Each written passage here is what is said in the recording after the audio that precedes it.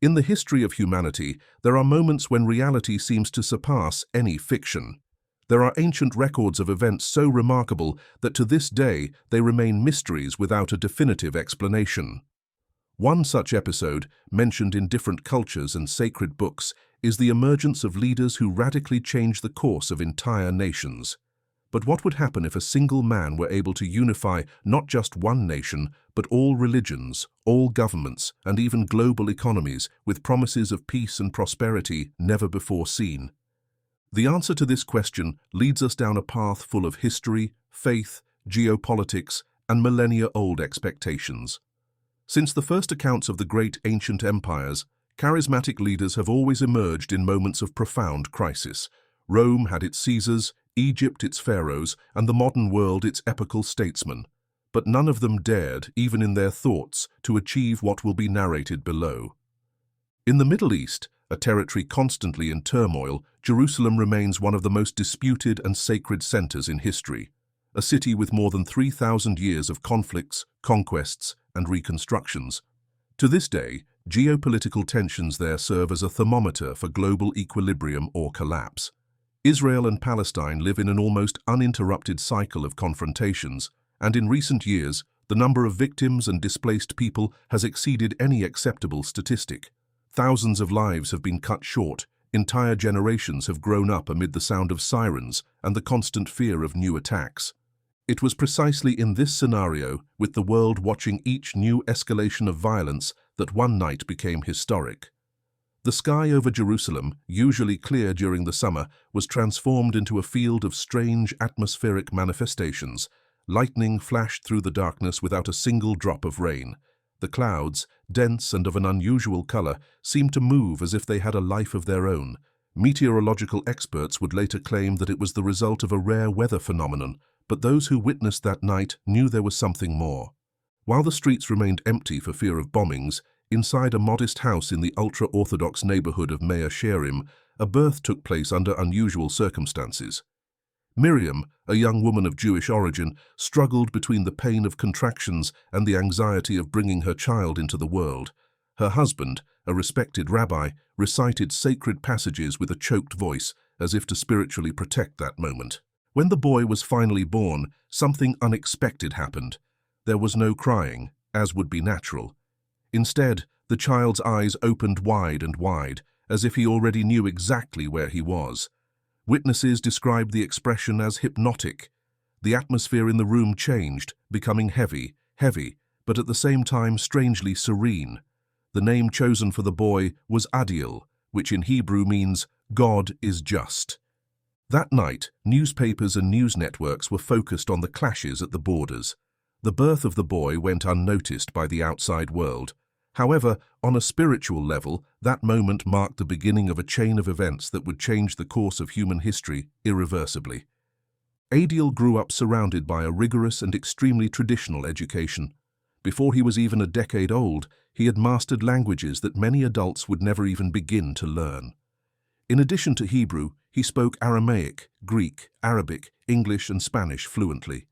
This unusual ability caught the attention of scholars, rabbis, and community leaders. His talent for oratory was evident. Any speech he gave, even as a child, had the power to move crowds. The neighborhood where he lived, known for its strict religious beliefs, began to see him as a promise of better times. During Saturday services, his presence at the Western Wall did not go unnoticed. People came to hear his interpretations of the scriptures. Even the most skeptical among the religious people were moved by the boy's words. When Adiel turned 13, during his bar mitzvah ceremony, the temple was packed like never before. What was supposed to be a simple reading from the Torah turned into a moving event. Many described that moment as a true spiritual milestone. When Adiel finished his reading, thunder resounded in the sky, even though the weather was absolutely clear. For some, it was a sign of divine approval. For others, it was a warning that something out of the ordinary was about to happen. Meanwhile, outside the synagogues and religious celebrations, the political landscape in Israel was deteriorating rapidly. Every month, new attacks were reported. International diplomacy failed to achieve any kind of lasting ceasefire. The United Nations issued numerous resolutions that were never implemented. the world watched helplessly as the conflict escalated, fearing that a new major war could break out at any moment. Within Israel, a topic was beginning to gain traction among the most conservative: the rebuilding of the Third Temple. After so many centuries, the idea that had previously seemed like a distant dream began to be debated in political meetings and religious forums. Influential rabbis spoke about the spiritual urgency of this construction, stating that only with the return of the temple would it be possible to achieve true national redemption. The proposal, as expected, sparked a violent reaction in the Islamic world. The Temple Mount, known to Muslims as Haram al-Sharif, had already been the site of countless historical disputes. Now, the mere mention of reconstruction sparked new protests and threats of retaliation. Israel's borders continued to burn, and internal and external pressure grew with each passing day. Amidst this political, social, and religious turmoil, Adiel observed in silence. His posture was always calm, his speech measured, but inside a thought began to mature. A conviction that, little by little, became an inseparable part of his identity. Would he be the one responsible for bringing about a definitive solution? Adiel's childhood continued in an environment steeped in tradition, religiosity, and silent expectations. The narrow streets of Mea Shirim, with their simple facades and the constant voices of prayer, shaped the early years of this boy, who seemed to combine an unusual combination of precocious intelligence and spiritual sensitivity. The neighborhood, known for its strict customs, seemed small in the presence of this young man, who attracted more and more attention every day. At around the age of 7, while other children were still learning to recite basic psalms, Adiel was already debating complex themes from the Talmud with experienced rabbis. His mastery of the Torah surpassed what was expected of any student his age. Community leaders began to observe his rapid development with curiosity, trying to find rational explanations for his ability. Recent data indicate that only 1% of school-age children in the world have what modern psychology classifies as intellectual giftedness. Of these, less than a tenth demonstrate multiple abilities in areas as diverse as linguistics, philosophy, and theology. Adiel was an even rarer exception within this select group. In addition to his intellectual aspect, his communication skills were also noteworthy. During family gatherings, it was common for adults to remain silent, simply listening to his interpretations of complex biblical texts. Child development experts often state that the ability to sustain a profound theological discourse before the age of 10 is practically non-existent outside of contexts of extreme stimulation or unique genetic predisposition. As Adiel grew up, Israel's political landscape continued to deteriorate. The year 2023 saw one of the largest escalations of violence in the Gaza Strip since the conflicts of 2014.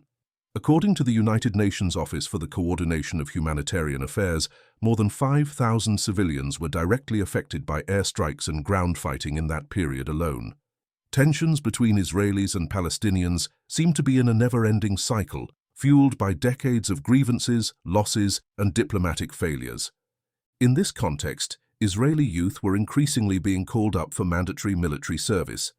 The Israel Defense Forces, known worldwide by the acronym IDF, maintained a contingent of approximately 170,000 active soldiers, according to data updated by the Global Firepower Index.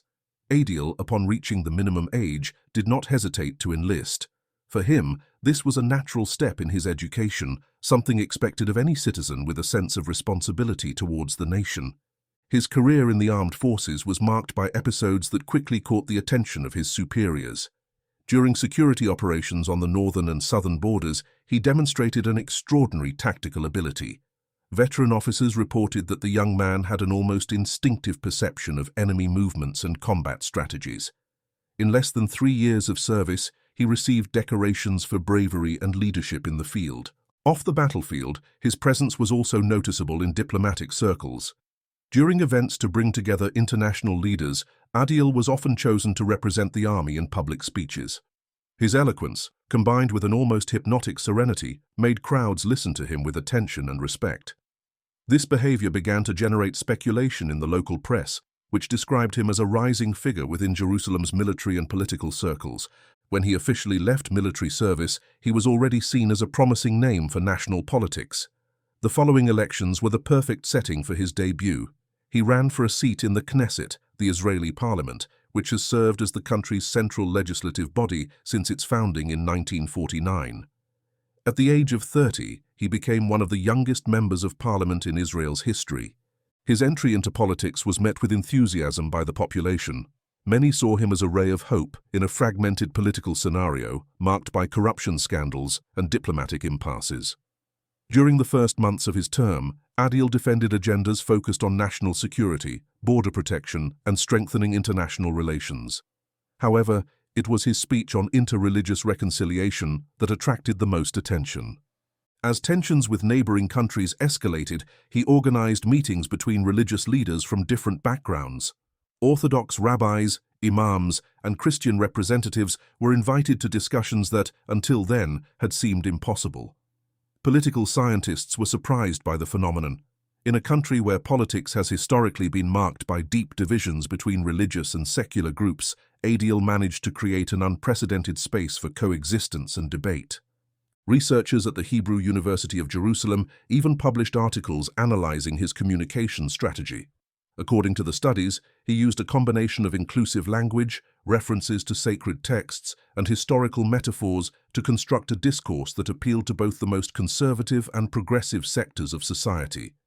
At the same time, international movements began to follow his trajectory.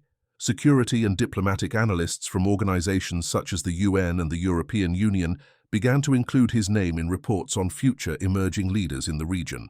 The British newspaper The Guardian and the American newspaper The New York Times dedicated full-page reports to his meteoric trajectory. However, as his prestige grew among the nations, questions arose within more restricted spiritual circles.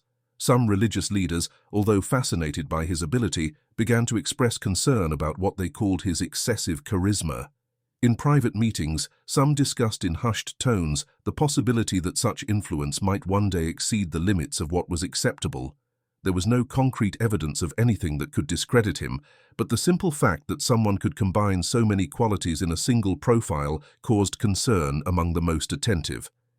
The city of Jerusalem remained divided between hope and distrust.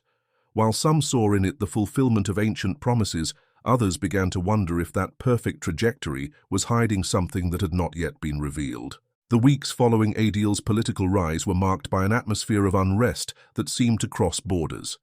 In parliamentary debates, his presence dominated the atmosphere. His words, always precise and charged with controlled emotion, gained space in local and international news. Newspapers from different parts of the world began to mention his name with increasing frequency. International relations experts observed the phenomenon closely, classifying it as a new emerging political force in the Middle East. Meanwhile, armed conflicts between Israel and extremist groups in the border regions were reaching alarming levels. Data published by humanitarian organizations indicated that, in that quarter alone, more than 400 families had been displaced from their homes. Reports of intense clashes were increasing daily, and the capacity for dialogue between world leaders seemed increasingly fragile. In the midst of this scenario, a completely unexpected event occurred, challenging not only political structures but also the scientific and religious understanding of humanity. On an ordinary morning, without any prior warning, millions of people disappeared simultaneously in different parts of the planet. Initial reports indicated that the phenomenon did not follow defined geographical patterns. In both large cities and small rural communities, the mass disappearances happened suddenly and silently. Family members panicked when they found empty homes. Drivers lost control of moving vehicles. Commercial planes, suddenly without pilots, crashed in different regions, causing additional tragedies. Hospitals reported instant disappearances of patients and health professionals. Schools were found with empty chairs, open books, and signs of interrupted movement. Chaos took over the streets in a matter of minutes. Data from international organizations indicated that, in the first 24 hours, approximately 20% of the world's population had disappeared. Researchers from the Institute of Geophysics and Astronomy tried to find a natural explanation, but global monitoring systems did not detect any significant changes in magnetic fields, solar activity, or atmospheric phenomena that could explain what happened. Religious leaders from different traditions were quickly called for interviews and debates on radio and television stations. While some groups sought spiritual explanations, others preferred to adopt a cautious tone, stating that it was necessary to wait for more information before reaching any conclusions. Among Christians, the term rapture began to be mentioned with intensity. The concept of the rapture is derived from specific interpretations of Paul's letters to the Thessalonians written in the 1st century of the Christian era. According to this doctrine, there would be a time in history when the true followers of Jesus Christ would be supernaturally removed from the earth before the onset of a period of great tribulation. Although there are theological differences regarding the timing and nature of this event, belief in a literal rapture has always been part of the eschatology of many evangelical denominations. Social media analysts have noticed an exponential increase in searches for terms related to the topic, such as rapture, end times, and second coming. Websites specializing in biblical prophecy have seen millions of hits in just a few hours. Online discussion groups have been created by people desperate to make sense of what they are witnessing. Governments around the world organized emergency conferences. United Nations representatives convened closed-door meetings to discuss the potential geopolitical implications of the mass disappearances. Intelligence agencies worked tirelessly to cross-reference data and profile the missing, but they quickly realized that the phenomenon affected people of all ages, nationalities, ethnicities, and social classes. International security experts have warned of the risk of social collapse. In several countries, looting, violent protests, and acts of vandalism have occurred, motivated by fear and a sense of abandonment. The global financial system has suffered abrupt declines. Stock exchanges have closed their operations in an attempt to contain the instability. Health organizations have reported a significant increase in cases of anxiety disorders, mass panic, and psychotic episodes. Inside Israel, the impact was equally devastating. Although the majority of the population followed the Jewish faith, there were Christian communities affected by the disappearance. The army went on high alert, fearing that extremist groups would take advantage of the confusion to carry out coordinated attacks. Rabbis from different schools began to meet in extraordinary sessions, seeking interpretations of the scriptures that could give some meaning to what was happening. Some turned to the texts of Isaiah and Daniel, trying to establish connections with the prophecies about the end times.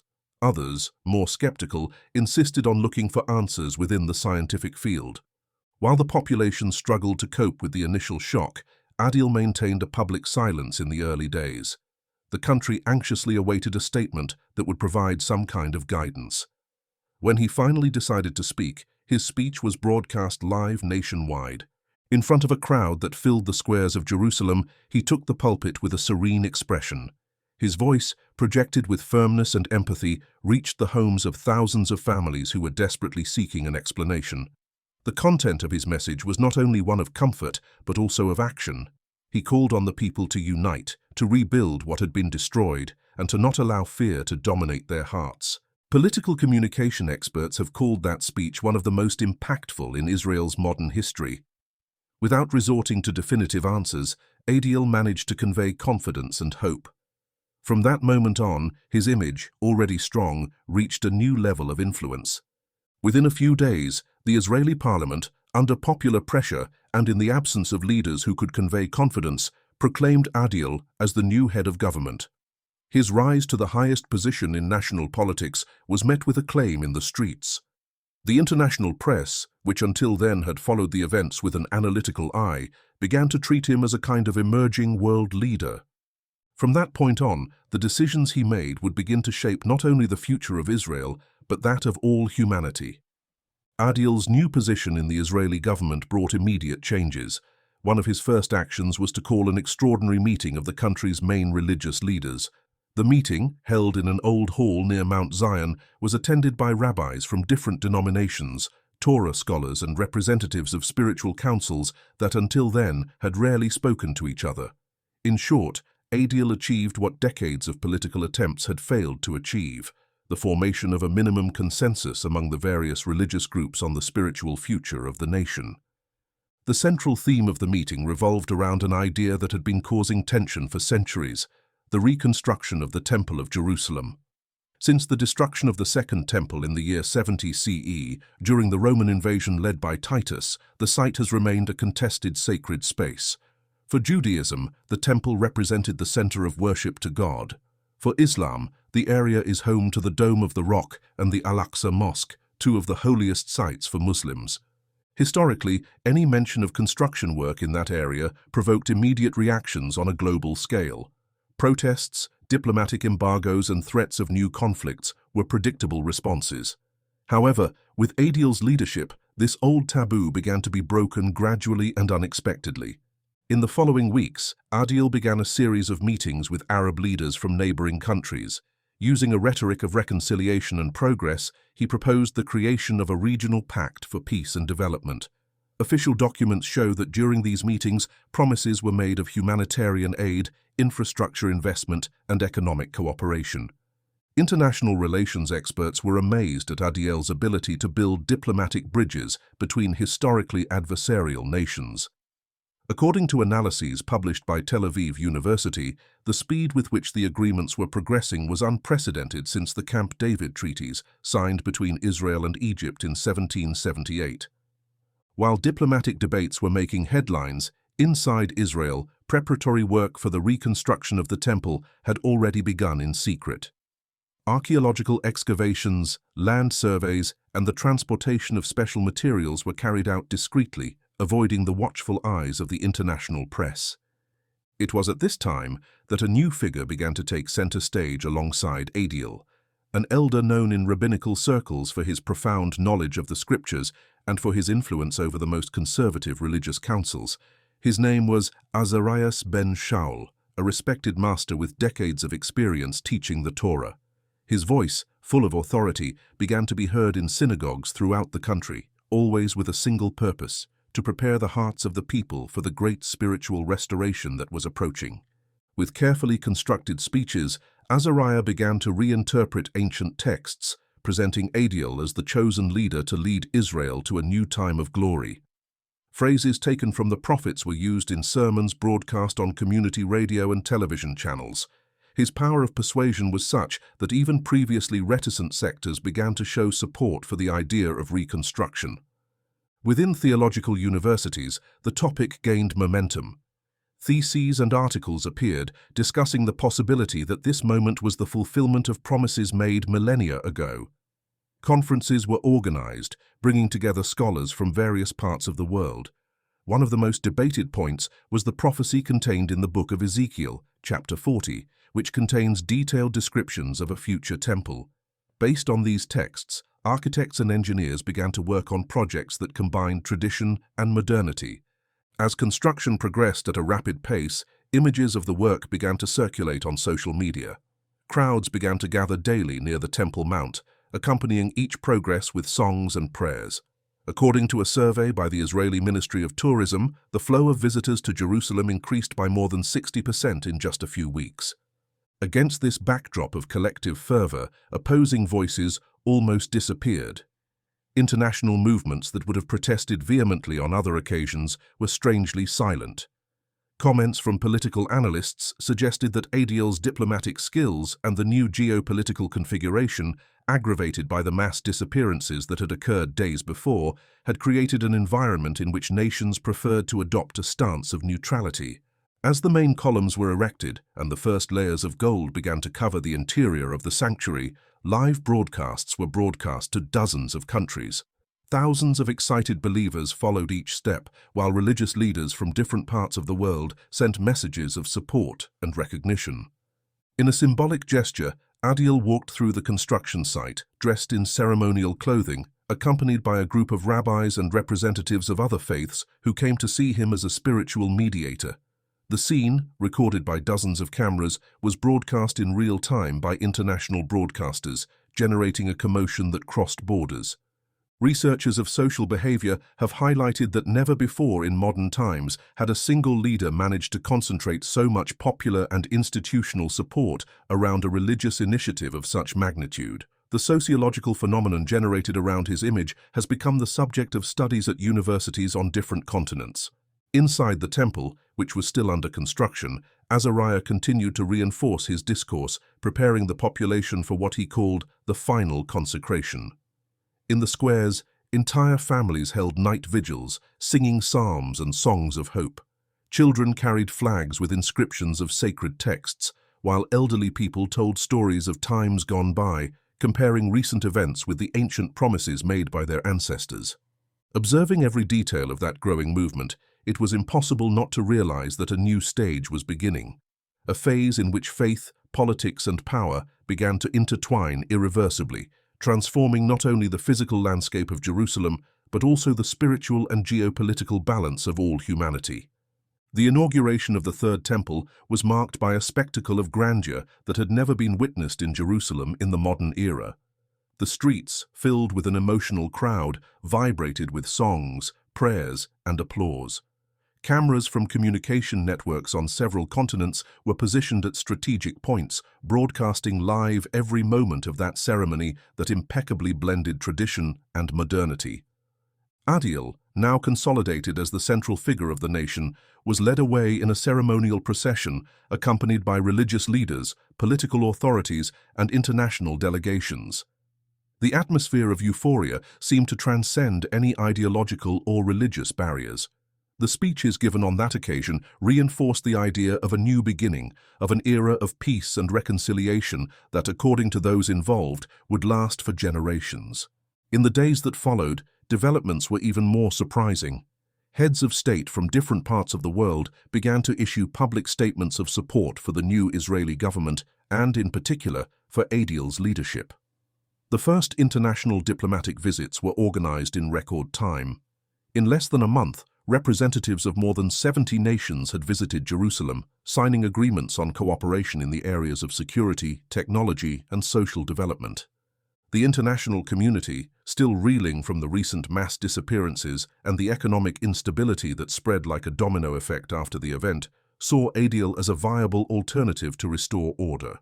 Analysts at the London-based International Institute for Strategic Studies published reports highlighting his ability to articulate politics.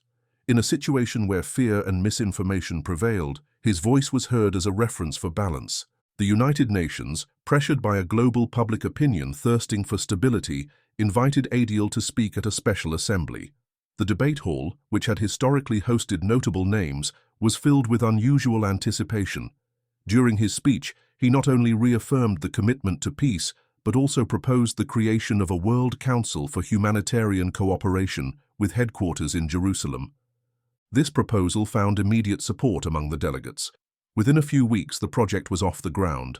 In a joint effort, international organizations, development banks, and philanthropic entities began to direct resources towards the new initiative.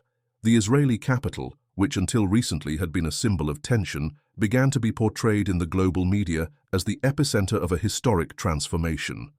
The most notable aspect of this entire process was the adhesion of different religious traditions to the movement led by Adiel. Representatives of Christian, Islamic, Hindu, and Buddhist communities publicly declared their willingness to support an interreligious effort to rebuild humanity morally and spiritually. Declarations issued by religious councils in countries such as Egypt, India, Turkey, and even the Holy See emphasized the need for unity in the face of the global crisis. In a symbolic gesture, a large interfaith gathering was organized on the premises of the new temple. Spiritual leaders from more than 50 countries were present. During the event, prayers were offered in different languages and traditions, all with the same purpose: to declare support for Adiel's leadership as the guide to a new era of understanding among peoples. Researchers at the Center for Comparative Religious Studies at the University of Oxford described the phenomenon as an unprecedented case of spiritual convergence on a planetary scale. Never in recent periods of modern history has there been such a large number of different faiths united around a centralized leadership. To reinforce this movement, a new calendar of celebrations was established. Special dates were created to symbolize the union between nations and religions. Educational programs began to be implemented in several countries with the aim of promoting a culture of peaceful coexistence. Schools, universities, and community centers began to adopt teaching materials based on principles of solidarity, tolerance, and international collaboration. From an economic perspective, Adiel also initiated an unprecedented overhaul. He proposed the adoption of a new global digital currency, created with the support of major financial institutions and validated by economic blocs such as the European Union and the Commonwealth of Independent States. The system, based on blockchain technologies and advanced cryptography, promised to eliminate fraud, facilitate international transactions, and reduce inequalities between nations. The International Monetary Fund and the World Bank, faced with popular pressure for quick solutions, approved emergency measures to support the new model. In a short time, governments in different regions began to adhere to the new financial platform. International trade began to operate under more homogeneous rules, reducing tariffs and barriers that, until then, had hindered the development of more economically vulnerable countries. As the political and economic structure was reorganized, cultural changes were also spreading with surprising speed. Television programs, documentaries, and film productions began to portray Adil as a peacemaker, a visionary leader, someone capable of uniting what had been divided for centuries. Bookstores on different continents made available unauthorized biographies about his life, while publishers released collections of his speeches and interviews. On social media, Adil's digital presence broke records. Platforms saw peaks in traffic with each new public appearance. Social mobilization campaigns emerged spontaneously in several countries. Student movements, humanitarian organizations, and even artistic collectives produced content extolling the new global phase. Experts on mass behavior warned of the emergence of an unusual social phenomenon that combined political idolatry, religious devotion, and cultural engagement in the same public figure. Opinion polls showed approval ratings above 90% in several regions, including areas historically critical of foreign governments.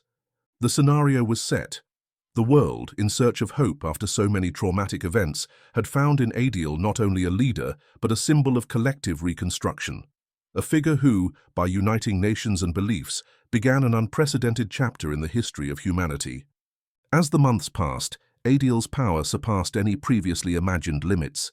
The boundaries between religion, politics, and culture no longer existed in clear terms. Dozens of treaties were signed, abolishing old territorial divisions and creating zones of integration between nations that had lived in conflict for centuries. The old diplomatic language was replaced by a new vocabulary of unity and collective prosperity. Events that had previously caused international friction were now celebrated as milestones in cooperation. What had been considered impossible, such as the end of territorial disputes in Central Asia or the lifting of historic sanctions between major powers, were now happening with a speed that surprised even the most experienced analysts. The transformation was not limited to state agreements. In large cities, squares were renamed with names that extolled the ideals of unity. Monuments erected in record time paid homage to the new era. In educational institutions, children learned from an early age that the diversity of beliefs should be celebrated, but always under the leadership of a single global reference. Artistic productions reflected this moment. Films, music, and books promoted messages of integration and spiritual renewal. Cultural movements that had previously criticized the system were incorporated into the new global narrative. Even opposition groups, which had previously raised banners against the centralization of power, now actively participated in the initiatives led by Adil. In the scientific field, advances were announced with unprecedented frequency. New vaccines, discoveries in the area of sustainable energy, and projects to combat hunger were presented as direct achievements of the collective effort led by the man who had become the symbol of the new humanity. Health organizations reported historic drops in infant mortality rates and significant increases in life expectancy in regions that previously faced extreme poverty. International trade, now operating under a unified financial system, achieved unprecedented stability. Inflation, which in previous decades had plagued emerging economies, was effectively controlled. Credit rating agencies, central banks, and global investors demonstrated confidence in the established guidelines. In religious circles, an even more curious phenomenon began to be observed. Temples, mosques, churches, and spiritual centers began to hold joint celebrations, with prayers that included elements from different traditions. Faith congresses were broadcast simultaneously to all continents, always with messages that highlighted the importance of a single path to global peace. Adil's name was constantly cited as the link responsible for this historic transformation. In periodic speeches, he reinforced his commitment to justice, equality, and harmony among peoples. His face, present in murals, coins, and educational materials, became a visual symbol recognized even in the most remote regions. But amid all this celebration, one detail worried the most attentive. Small groups of scholars, historians, and spiritual leaders began to revisit ancient texts, seeking parallels between recent events and prophecies recorded centuries ago. Analyses carried out by independent researchers pointed to similarities between Adiel's trajectory and descriptions found in passages from the books of Daniel, Revelation, and in the apostolic letters of the first century. These reflections, still restricted to more reserved circles, raised profound questions about the true meaning of the times in which they were living. Some religious leaders discreetly began to promote study meetings, bringing together followers who insisted on better understanding the spiritual developments of that New World scenario. The global euphoria seemed unshakable. Crowds continued to gather to hear the leaders' speeches. Words like redemption, future, and hope were repeated at every public event, fueling a collective sense that a new cycle had, indeed, begun. And so, while millions celebrated the progress and apparent stability achieved, a silent question began to echo among those who still maintained a critical eye in the face of such unanimity.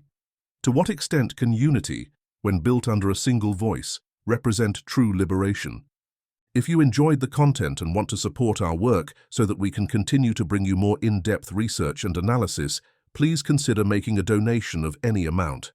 This contribution directly helps in the growth of the channel and in the production of even richer materials.